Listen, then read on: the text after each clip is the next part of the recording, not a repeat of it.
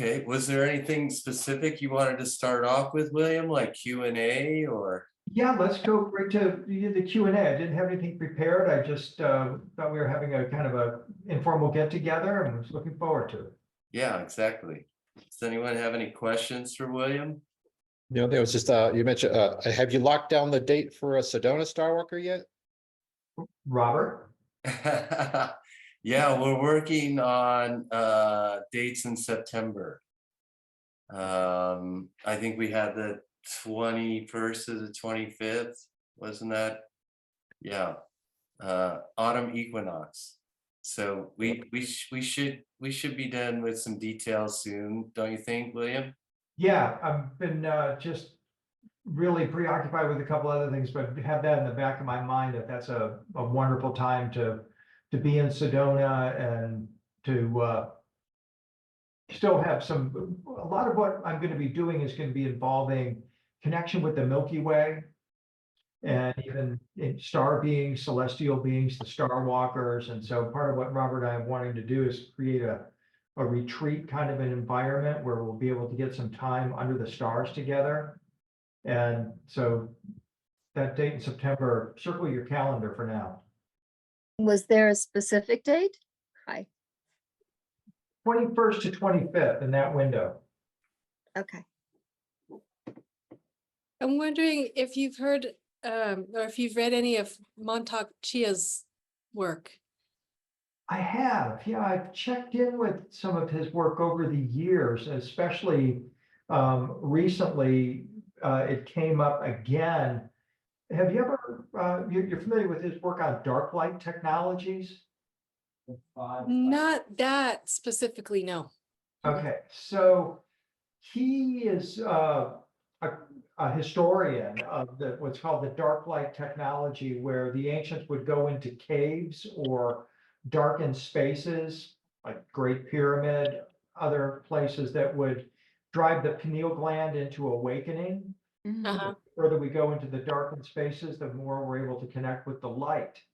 Yeah. And so recently we did an episode on ancient aliens about the Serapeum in Egypt, in Saqqara, which is this extraordinary place that was discovered in 1851. It was created around 3000 BC, somewhere between 3000 BC and 1500 BC.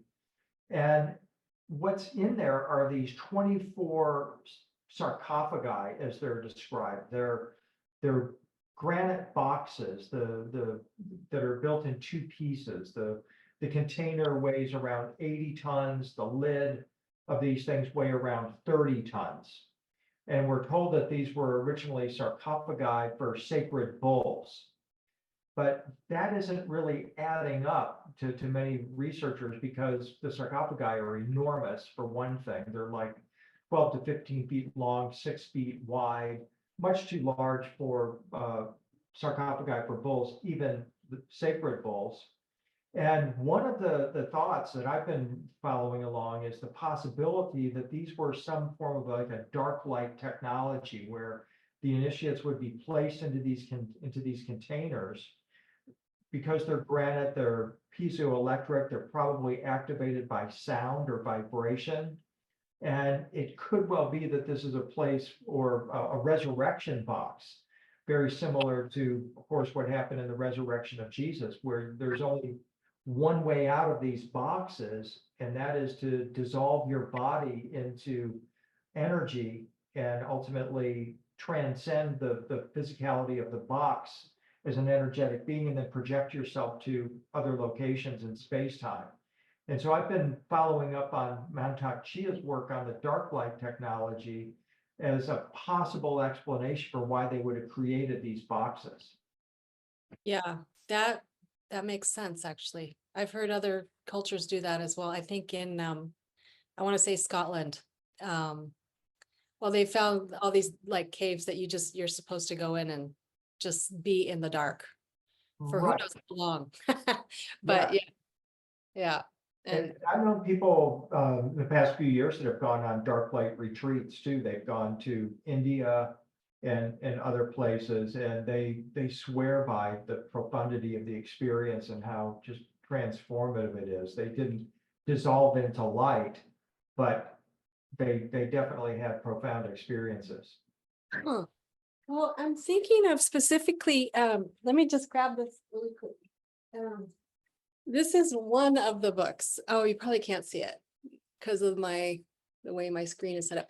Anyway, it's he talks about channeling the star energy from Polaris, Oh, from our North Star, okay. and also from the Big Dipper. Uh-huh.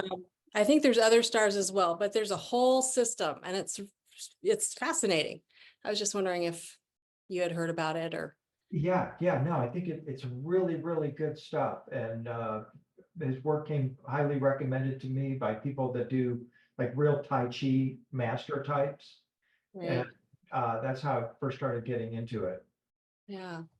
Okay, cool. Thanks. Yeah, thank you. I Curious. highly recommend, if you haven't, Freddie Silva's Lost Art of Resurrection. Excellent research. Yeah, I'm Goes into familiar. the whole thing about the dolmens and the whole thing from the pyramids to our cultures worldwide, and it's really well researched. Excellent book. Yeah, it's a really interesting idea. And I've seen Freddie talk about that, and that he believes this is, their ultimate resurrection secret.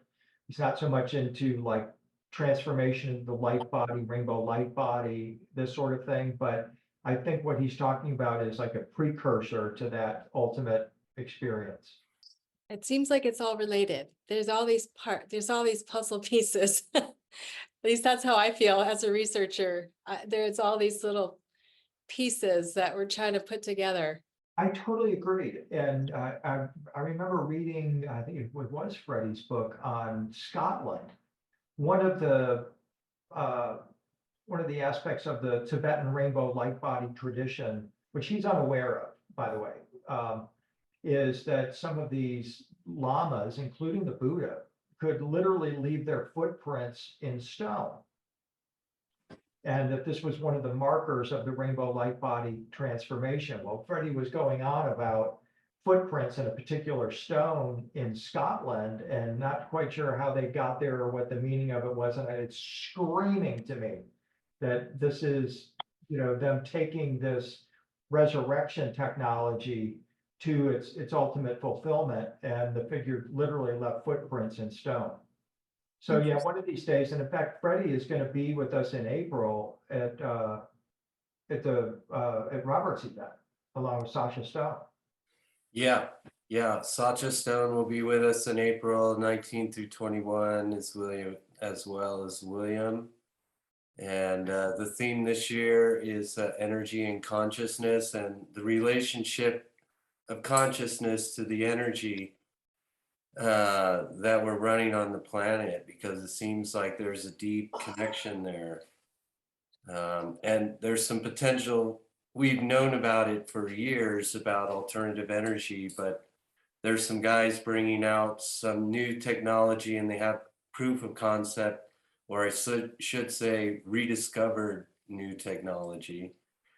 And Randall Carlson's going to give a presentation on where that's at right now, where that process is. Excellent. Yeah, that's going to be really awesome weekend. Are you going to have other speakers there as well, Robert? Yeah.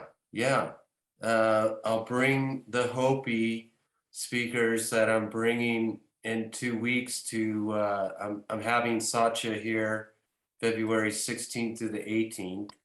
And you're going to be here for the night of the 16th. Right. And then those same Hopi speakers that are speaking about the prophecy, the Hopi prophecy, they have so much to say. It's too much to put into one weekend. So we'll be bringing them back in April as well. Wow, really seems like it's their time now. Yeah, I think they have a lot to say, and it was interesting to hear Malava speak about prophecy as not necessarily a prediction of the future, but more a warning from the ancestors. So it kind of depends on your choice of behavior, which way it could go.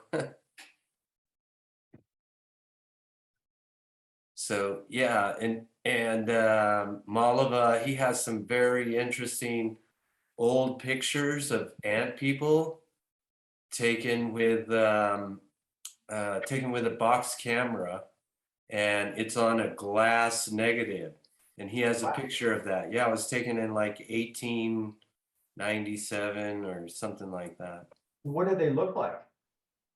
They kind of look like ants. They have that thoracic shaped body, kind of like Akhenaten, but they're a lot smaller. Yeah. Wow, how interesting.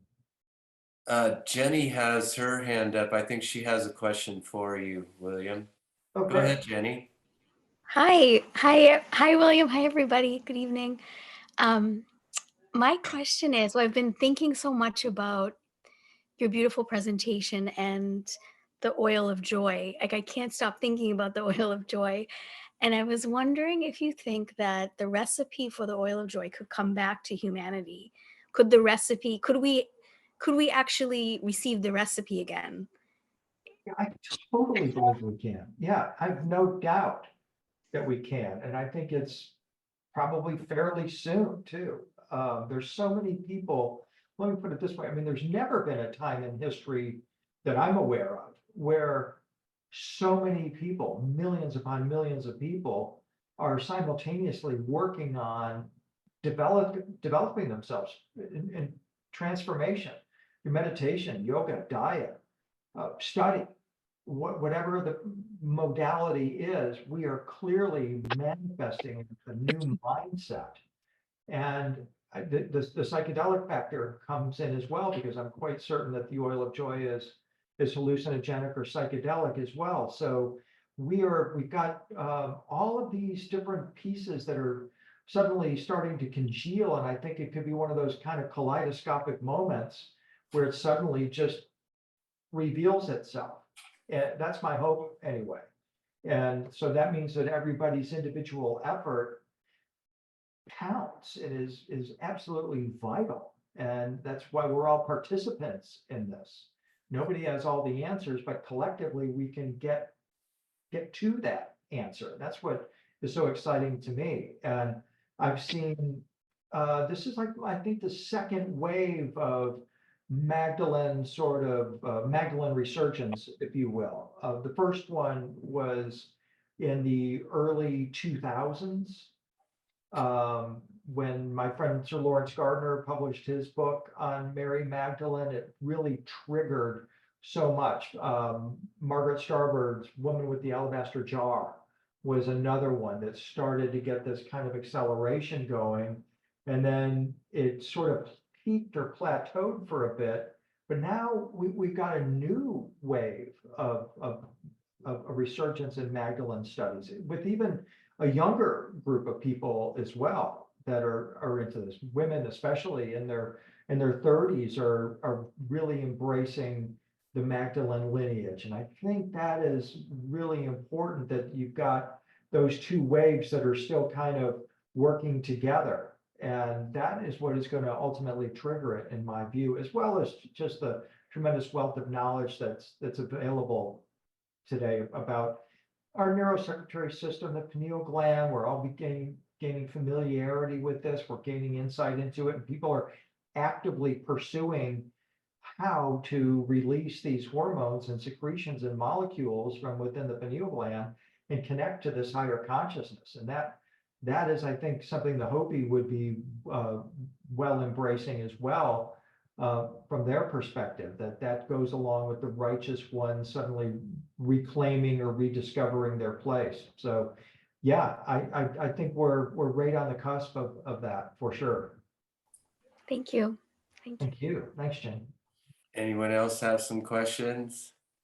I have a question. I'm sorry, I don't think my camera's working, so my video is not here. I don't know if anybody can hear me or not. We can hear you. Oh, okay. So my question is, it seems like we're obviously super excited and super committed to this work. And I wonder if maybe some of the people in the group would love to maybe meet once a month and try to experiment with some of these practices together. Like, a lot of us are doing the Joe Dispenza work, and everybody's doing different kinds of practices that would work with the material we've been learning in this course. So I'm thinking that we could create a really powerful resonance together as a community if we gathered together maybe once a month or once every 2 months and did some meditations, and people who are comfortable might be willing to facilitate some of these processes. So I just wanted to put it out there to see if anybody would be interested in doing that kind of thing. I think it's a great idea, Melanie. I mean, is there an aspect of it in particular that you feel kind of called to perhaps lead a group in, or? Well, yeah, I actually do this. And I wasn't really nominating myself because I would love to see what everybody else is doing. But yeah, I do teach a lot of these classes all the time because I own a wellness retreat in Thailand, Phuket Cleanse, and I teach every day of the week. So I'm really lucky to work with large numbers of people and work in resonance with large numbers of people. The difference is I have the average person walking in the door who's never heard of this stuff. But with this crew, we've all been around this and we're excited about this work, and we've been deep into our own practices, and many people are facilitators or teachers here, that I think it could be quite exciting and interesting if we created a group. And I'd be happy to kick off the first, be one of the first facilitators, or anybody else. I would love for them to nominate themselves. And yeah, and if anybody wants to come in Thailand and join me, we'll all go see Montauk Chia together. He's just around the corner. Yeah. Wow, fantastic. Yeah. Well, bring him on in here. Well, yeah. Yeah, he's in Chiang Mai, Thailand, as you might know. But yes, yeah, he has a wonderful center. So yeah, perhaps we can chat about that. I don't know. We don't really have a group or a Facebook group, but maybe we could create a time and practice maybe one of the practices we could all kind of easily join in on is somebody who's comfortable doing the Joe Dispenza meditations. I mean, I can do it, but many other people could probably lead that too. And there are so many people, as you say, that are out there doing this work. You're saying so many people doing yoga and health practices, but there are so many of these techniques that are corresponding with the work you're talking about that many people could facilitate. And it'd be great as a group to play with these things. Totally agree. Yeah, I think, and that's Yeah. partly Robert's intention as well, and certainly along with it too, of getting together occasionally like this just to say hello, if nothing else, and also to entertain new ideas and to, put something else on the board that could be not just fun, but also transformative. So thank you for that, Melanie. Do you have like a website we can visit to see Yeah. what's offered? Sure. My company's Phuket Cleanse, and we're just a wellness retreat. We're quite popular for people from the Middle East or Europe or Australia or Asia. It's not so popular from America because it's quite far. But we do these practices every day, all day long. But I'm quite interested in connecting with this group of people. So what I would wonder is if we want to get together online, maybe in a month. How would we go about connecting as a group? I mean, sometimes groups connect as a Facebook page, or sometimes they connect as a WhatsApp. Is there a way we could connect and create a night where we spend an hour meditating together? Robert? Yeah, I, yeah, I think there's a Facebook page. Oh, yeah. okay. We did set a Facebook page, but I'm not very good at monitoring it, for one thing. Oh, yeah. And the other thing is there's I think only 8 people signed up last I looked. So it Yeah. seemed like maybe Facebook wasn't the place people would like to meet up at. I'm not sure. Yeah. What's it Um, called? mhm. What's the Facebook page? I didn't know about that. I could sign up. Yeah, Um, I think we sent that out a while back. I can send that out to everybody again. Okay. Melanie, what was your center called again? so it's called Phuket Cleanse. I don't know if you guys know Phuket, Thailand, Phuket, Phuket. Could you type it in the chat, Oh, Melanie? sure. Phuket. So that's my center, but nobody has to fly all the way to Thailand. We can all work together online, just like we're doing now, and I'll get my camera to work. Phuket Cleanse. So Melanie, I have a question for you. Yeah. So since you've been doing the different practices, and Joe Dispenza's practice, have you had the ascension experience where you have an altered state of consciousness, Always. drug Yeah, free? we do, and Okay. it works much better in groups. So many of you might be familiar with the work of Lynn McTaggart. And so we do a lot of this, in groups, because it's one thing to do it alone, but it's another thing to do it in a group, but then it's another thing to do it in a group like this that is establishing a strong interest and a resonance around this topic. It's been around. So I think it's going to be quite profound. We do it, there's many practices. I mean, we can do the Joe Dispenza practice. There's many, I think biodynamic breath work is a very interesting practice, which many of you might have heard of. It's a somatic practice, but it's a breath work practice. But I would say it incorporates a lot of the things Matthias De Stefano talks about. I think William knows Matthias from Gaia. Mm-hmm. Yeah. And so there's just so many out there that are all over the place. It'd be really nice to integrate them in the group. And the benefit of me being in a wellness center is we sit kind of in the heart of it. So if something's out there and trending, many of the teachers will come to my center, the practitioners, and ask if they could, do a residence for a while. So a lot of these practices come filtering into, my center, and we try them all. And so I just really love to share some of them and also learn from you guys, have you guys share some of your practices with this group and see how it corresponds, because all of them seem to line up with what you're teaching. Yeah, you're absolutely right. So incredible what's happening right now. Yeah. Yeah. So maybe if we can just get together on a Facebook group, maybe we'll establish a time and try one, try another, have a good time. Yeah. Yeah, that's the hardest part, is coming up with a time when you're dealing with international. Yeah. Well, the good thing is evening in America, in Thailand is morning. So that's really a great time for me to kick off something, and maybe some of the live people that are with us will join us too. The people are actually in residence at Phuket Cleanse. So we might have a group that's all together live, which will bring a certain amount of energy, and all of us will gather together online. I think we can put something quite exciting together. Yeah, cool. Great idea. Yeah. So I guess the next step is to maybe just go to the Facebook group where we already have an established sort of center meeting place, and chat a bit there and see what we can come up with. Okay. Yeah, or get in touch with me directly too. Okay.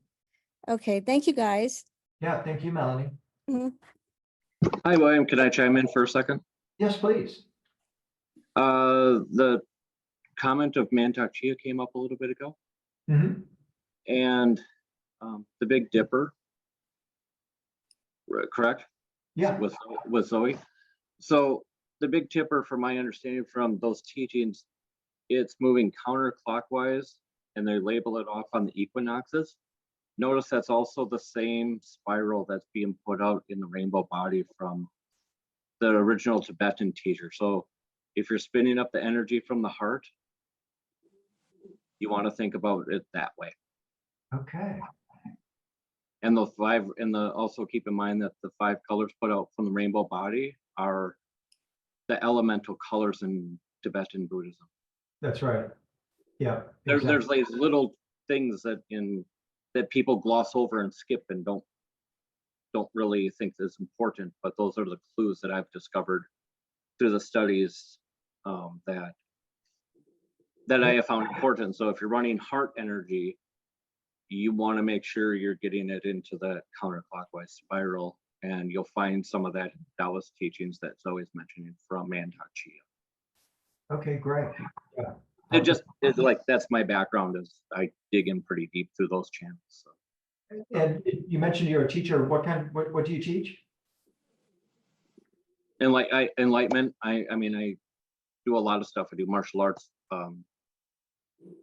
I think last time we talked, I kind of capitalized your time a little too. So I did ask you if you've interviewed people with the halo, like, Right. Right. And so we activate halos. We do the halo work here.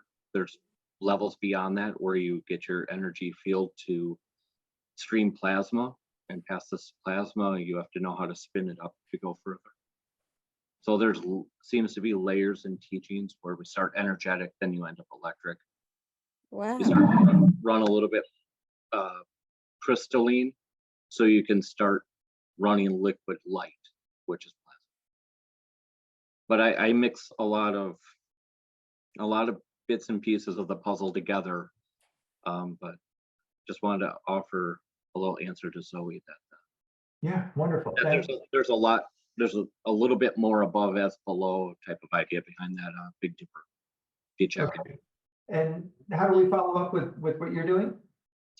it. How about I put it into chat?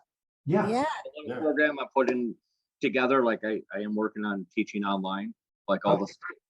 Yeah. I've been at this a really long time, so my program is just my method of putting puzzle pieces together to get people from where they want to go to where we're trying to go with Ascension. Yep, that's why we're here. Wonderful. Yeah, I can type it in. Okay. Thank you very Yeah. much. Wow. Thank you. Mhm. All right. So Michelle here. Hi, And Michelle. Hey, I just want to thank you, William, so much for the presentation that you gave to us and all the time. And there were so many, there was so much energy and so many equations and so many answers during that presentation. Pictured in the artwork, talking about Jacob's ladder.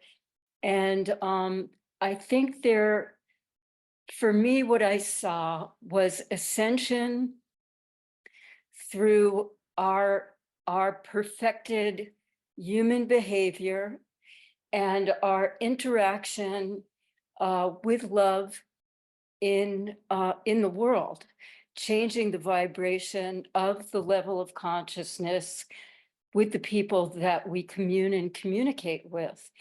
And a practice of, it was faith, hope, charity that was depicted in that painting, Right. to climb the ladder. Right.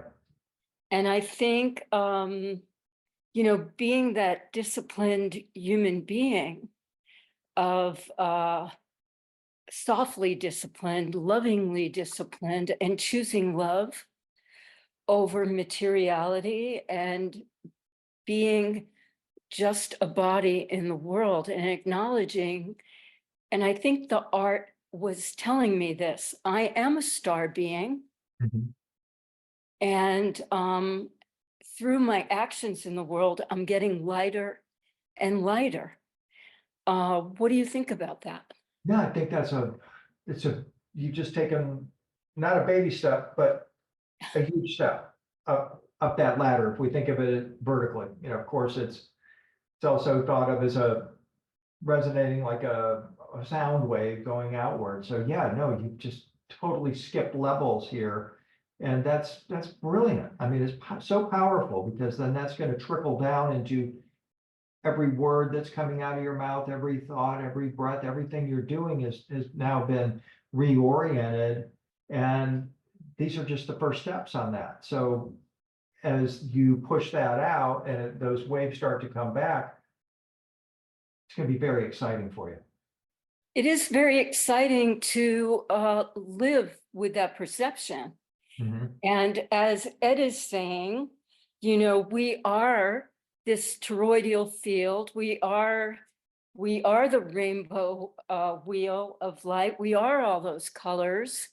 And through our actions, our thoughts, and our interactions, we're lighting it all up. And we're creating an attractor field of love and acceptance. So when I am embodying the energy of Saint Francis and I am loving my brother or my sister, and I see the God within them, they then have the opportunity to see that within me. Mhm. There you go. And it just changes everything. Absolutely. It's such a subtle shift, but in a way it's so massive at the same time that it's seismic. So Yeah. good on you. Thank you for sharing that. Yeah. Thank you for all your hard work. Thank you. Thank you. Hi, Cindy. Hi. I just wanted to share that I took a 3-day trauma awareness course last weekend. And it was really interesting to meet this woman. She's out of Miami. She's been started a company called Yoga Gangsters, but then kind of changed the name but over time. But she was a person that was very deep into everything bad. Like her childhood was terrible, drugs, alcohol, sex, everything imaginable. And she stumbled upon a free yoga class in Miami Beach about 10 years ago and managed to get herself certified to teach yoga. And for the last 10 years has been educating people all over the United States on how to work with people in trauma, in jails, women's centers, schools, and just taking like the meditations of like Joe Dispenza, which amazes me. Everybody knows who he is. It's like he just like came on the scene and has exploded. Yeah. And that's just wonderful. But it's just to start to recognize that this is the way to deal with traumas is, the meditations, the yogas, to get people that are in those situations back to loving themselves, because and learning how to love themselves. And it's changing the world. Yeah, All of it these truly methods, is. Yeah. all methods, no matter which one that you can use, any of them are going to help people. Mhm. And you don't know, you never know who's in trauma. I think everyone is. Well, I think that's the bottom line, is that everybody's got some trauma somewhere. Right. And this is the way. You're on the right track. This is the answer. Yeah, and you're not alone. There's people, again, as we've talked, all over the world, thinking the same things, got their hearts focused on the same things. It's so powerful. And to Melanie's point, needs to be some more coming together for people as a way to, one, share their insights or experiences, or perhaps offer modalities or what have you. And that's what just, again, is making this time so exciting. Yeah, it is. It's a really special time. I mean, because I know many of you have been at this a long time. I mean, I've watched this huge change since I think I did my first like public talk in 1993. And so I've watched and known a lot of the players, watched them come and go. And we were always talking. I remember meeting Greg Braden for the first time in 1994 in Wow. Nashville, and talking about, wow, things are really going to change in 1999. And then it'd be like, yeah, things are really going to change in 2012. Well, you'll have an interesting talk this weekend on the AI, I'm sure. Oh yeah, definitely. Yeah. Things you were talking about 10 years ago that Right. nobody was to listen to. I know. Yeah, that's going to be it'll be a really good conversation. I'm looking forward to it. She's referencing the Conscious Life Expo. I'm on an AI panel, and the fundamental question is, how do we spiritually harmonize with AI? And Well, yeah, and I was just reading yesterday that the stock market is one of the reasons that we've had such a high gains in the stock market this past year is AI, that everybody's investing in AI, which only it's like, what is that? It's there's so many companies out there that you know, they're making money, so people are investing in them. Yeah, It's like, how do you stop that cycle? yeah. Well, you know, I call it the hive. The hive is Washington, DC, Wall Street, Silicon Valley, and Beijing. They're all the same thing. And it really is truly all about just making money. I'm not going to get into a whole commentary about that, but that is truly what it's about. And, you know, maybe we're supposed to merge with AI. I'm still saying no, but perhaps, you know, something will shift. Well, we'll all be here 5 years from now to talk about it. Yeah. Can I add a teeny bit? Yeah, Well, two things. One thing to Cindy, about a month ago, I don't know if you know the Huberman Lab. It's a podcast. He's one of my favorite podcasts. Anyway, he talked about trauma release, Okay. this proven technique with journaling. And it's absolutely fascinating. And I recommend everybody listen to it and everybody try it, because it releases trauma forever from your body. And Ooh, it's like a 100% guaranteed technique. Very, through very, journaling? it's a What was it journaling called? thing, but it's a journaling, it's trauma release through it's a very specific kind of journaling. Wow. You have to do it for the exact amount of time, and you have to do it for the exact number of times, and you have to write about something very, very specific in a specific way. It's like a 2-hour podcast, but highly recommend it if you're interested in that kind of stuff. Right. And then the other thing is, about 2 weeks ago, I was approached by someone who's starting a podcast called Dual Horizons. And it's all about merging AI with spirituality. And he wanted me to be on his podcast. So we did this sort of pre-interview thing. And I was trying to figure out where he was going with all this AI stuff, because he's way into it, like really into the just all the what do you call them, MLMs, or no, LMLs, language models, language learning models. Mm-hmm. So I said, well, have you ever thought about, because I'm pretty apprehensive, like I have anxiety about AI, if I'm honest. I see it going to a dark place pretty quickly, actually. But I said, because I've been doing all this just solo research for, I don't know, 15, 20 years, 25 years, about the ascension process. I said, have you ever thought of taking AI and putting all these ascension pieces together? Because, the Tesla the auto driving car learned how to do that from video alone. Just video was input to the AI, right? And what if you put all these, ancient texts and like your work, William, and other researchers' work, that's all ascension related. And I gave him a whole list of, Montauk Chia's work and, your work and I sent him like 25 different things he can put into this grid, Right.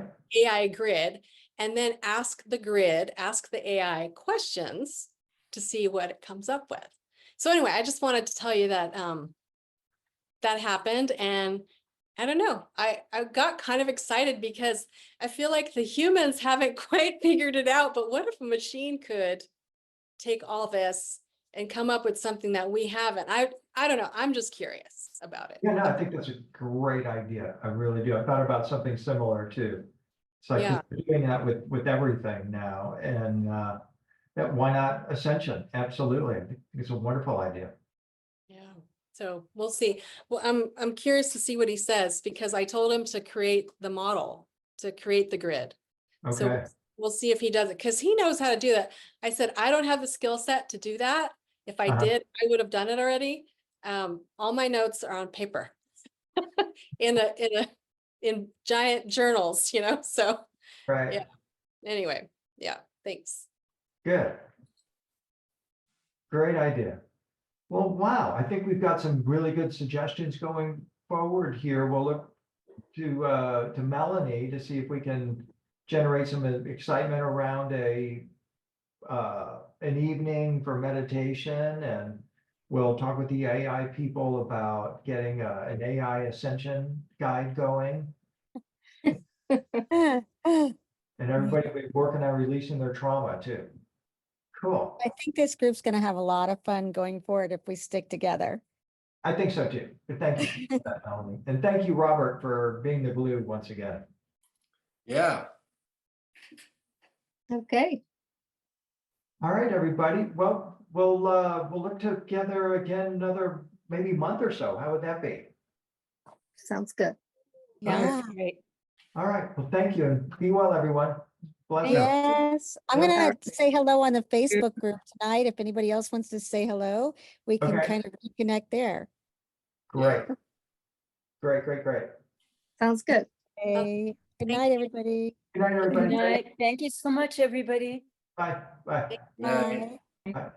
Nice to see you all. Me too. Nice to see you.